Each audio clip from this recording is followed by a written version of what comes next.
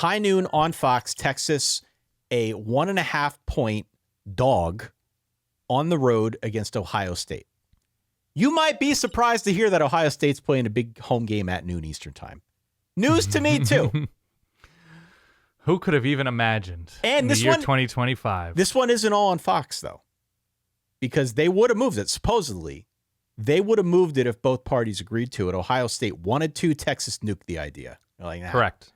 They didn't want a short week of Sunday night flight home or Monday morning flight home. Yeah. Unlike the people playing and run the board, Texas might have been afraid to compete. I just didn't think they wanted to on Sunday night. But yeah, continue. Maybe afraid to compete. But alas, yes, this is a rematch of the college football playoff semifinal that we saw earlier this year, technically last season, but 28-14 in favor of Ohio State. They get the dub. They go on to win the title. We don't need to play that one back for Texas fans. Maybe a bit of a sore spot. I am here to tell you, though, Ohio State as a 5-1 favorite to win the national championship, they're going down on Saturday, Dan. They're going down. Wow. You could still win it again, even if you start 0-1. Of course. No harm, no foul. Ohio State is going down this weekend. And I feel fairly confident in that. Where are you at? I disagree, is where I'm at. Again, part of it is specific to these teams. Part of it is what has the 2025 Texas Longhorns squad done to earn being a favorite against what we consider to be, at their best, what we believe them to be, a terrific team. Stop hedging. Plant the flag. I am planting the flag. I'm saying, what has Texas done? I said, I disagree. What's Ohio State done? They're playing this game at home. Okay. We know that's 100% going to happen, Ty, that this game is going to take place in the shoe in Columbus. Right. So I have a belief system. I have a code. If you are going to be a road favorite against an excellent team, I have to believe something. I have to know something about your existence to say, oh, yeah, that makes sense because Arch was so incredible last year and they're returning this offensive line and these big guys on defense, which Texas absolutely is, and the linebacking and edge core. But there is something mysterious about Arch throwing to guys who weren't necessarily the guys last year collectively, being blocked for and protected by a new look offensive line, guys who have played, but not guys who have been counted on as being the guys, and going to the shoe and saying, right now, 4 or 5 days before the game, I don't know, I just kind of believe they got this. Aren't you the purveyor of quarterback and defense? Is that not the Dan Rubenstein rubric? Yeah, previously on Arch Manning plays against terrific Power 5 defensive lines, he was running for his life against last year's offensive line. Right? Yeah. That's true. It's true. No, it's true. He has undoubtedly gotten better this offseason. He was thrust into a situation that he didn't practice to start that game or play significant snaps in that game, or was not under the assumption that he would against Georgia, in Austin last year. This is a new look front for Ohio State. These guys have played up front. I'm just saying, I'm a big believer in Texas this season. I'm a big believer in Arch Manning this season. I think that can be separated from they've got this from the jump against the defending champs on the road. Hey, real quick, it'd be great if you could consider subscribing to the YouTube channel down below. It really helps us out. You can make the case that Texas has the biggest question and the biggest strength in this game, which I think is what makes this matchup more interesting. Biggest question, probably the offensive line, which you mentioned. Biggest strength, probably their defense as a whole. I mean, it might be the best defense in the country. I mean, one of these teams does count Jeremiah Smith as a member of their roster. Well, but that's sort of the contrast, right? So Texas might have, on a unit-by-unit basis, the two sides of this argument that could ultimately dictate the game more than anything else. It could be their offensive line, their defense. Mm-hmm. On the Ohio State side, they probably have the two best players, right? I don't know what Arch Manning is, but we know, I think, a fair amount about Jeremiah Smith and Caleb Downs. Yeah. Might be the best player. Well, Arch Manning is somebody who's going to touch the ball every single time Texas snaps it, which is not what Jeremiah Smith can do, which is not what Caleb Downs can do. Yeah. So It's a crazy interesting matchup. We are blessed to get this in week 1 so Sure. early on a Saturday. I do worry about the offensive line thing, though. I really do. Okay. As you said, it's Texas line, 4 new starters. It's not like they haven't played before. But have starting experience, have significant experience. Yeah. Absolutely. But typically when you're on the road in a hostile environment, it's still going to be loud.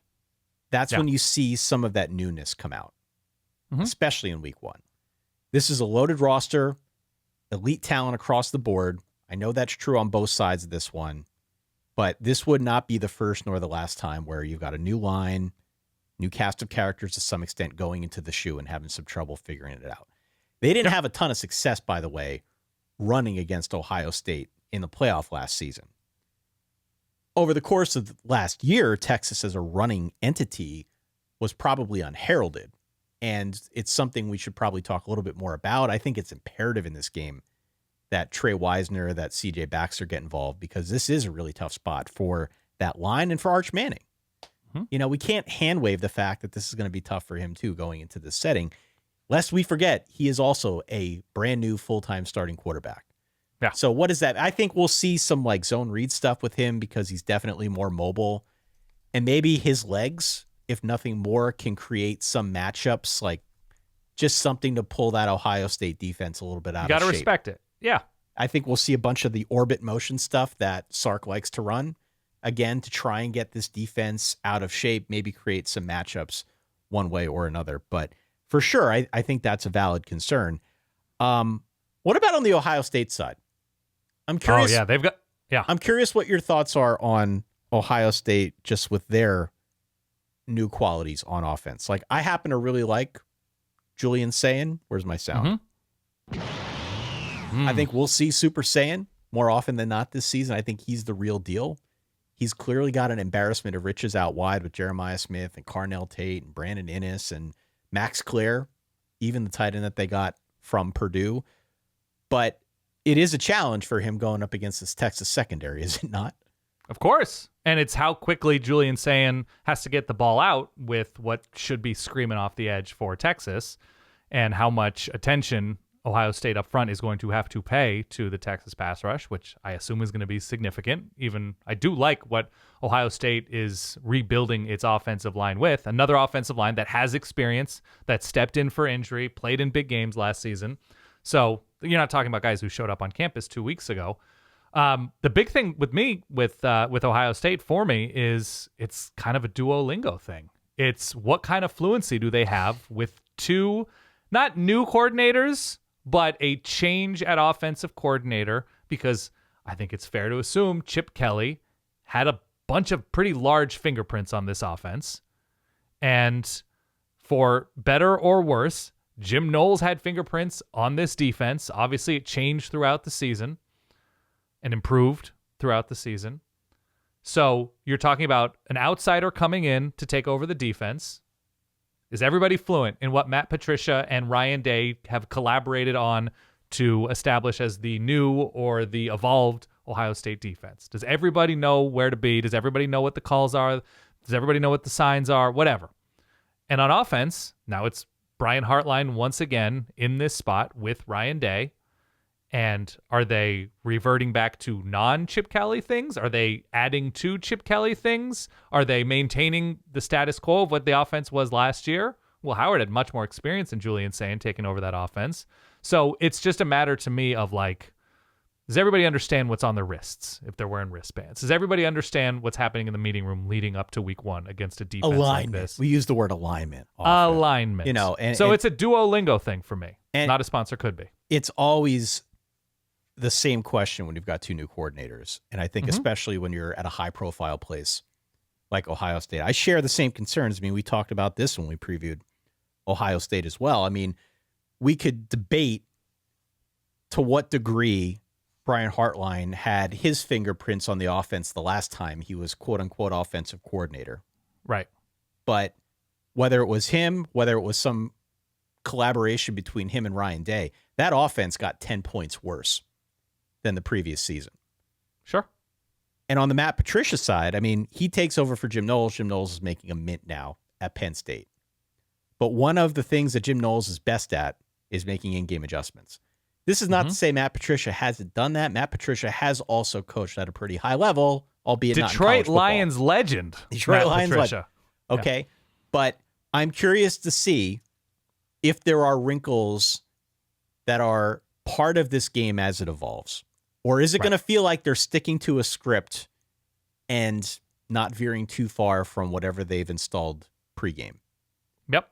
I suspect that there will be people that cover both these teams that will be drawn to that like a moth to a flame. Because when you've got this amount of talent in a big game like this, it's imperative that you can make adjustments throughout the course of the game. We know Knowles was good at it, but we don't know what Patricia's going to look like in this spot with this team. I agree. Both these guys, again, are not new coaches. They've been here before, but that's more of a curiosity on my side of things. Yeah. Interestingly, by the way, and this is tipping my cap to Texas, is what they did on the road early on, not week one, but early on last year at Michigan. Say what you will about Michigan. The 2024 team did beat the 2024 Ohio State team. Right. That Texas was quite impressive from the jump against a good Michigan defense last year. And it was early on in the season for this Michigan defense with a new coordinator, but they weren't fazed by that environment. And that's a reflection of Sark. That's a reflection of the coaching staff. That's very much intact from last season. And so when you have that muscle memory of taking your team with less experience this year, but taking your program, taking your team to a difficult place against a challenging team, and you came out of it very comfortably last year, that's confidence building. And so that's a good reason to feel good about elements of this Texas team. I just think where Ohio State is right now in week one and where Texas is right now in week one, I'm going to go with the probably elite team at home as everybody tries to figure things out for the rest of September. That's all. Well, look, Texas did a great job last year against Jeremiah Smith. He had one catch for 3 yards in the playoff. Yep. Of course, if you go a step further with it, that meant a big game for Carnell Tate and Emeka Ibuka and Trey Henderson. Pick your poison. Other guys did get open. Clearly, there are more weapons outside of Jeremiah Smith, though he will be a focal point, I'm sure, for this Texas defense. Look, I telegraphed my pick 2 weeks ago. I think this is an incredible game to get things started. I am absolutely pumped that we get it. I think Arch Manning ends up playing a role with his legs. And I think it's a situation where there's like a big third down run or some hard yards again that they're able to put him on the move, take advantage of a skill set that wasn't there last year with Quinn Ewers, puts the game on ice for Texas. Wow. In that moment, 27-23. Texas wins. They put the O in Ohio State, 0-1. Buckeyes start off the season at home. I have 24-17, Ohio State. Okay. We disagree.